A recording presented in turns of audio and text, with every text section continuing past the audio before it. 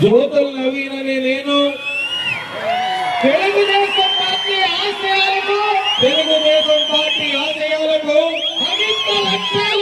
పవిత్ర లక్ష్యాలకు కట్టుబడి ఉంటూ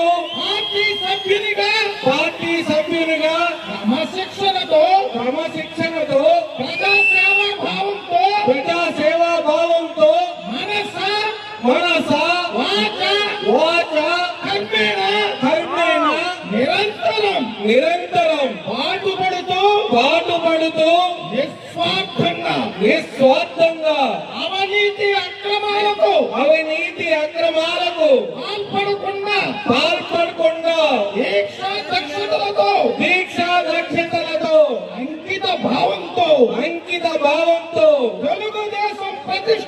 తెలుగుదేశం ప్రతిష్టను ప్రతిపత్తిని పరిరక్షించేందుకు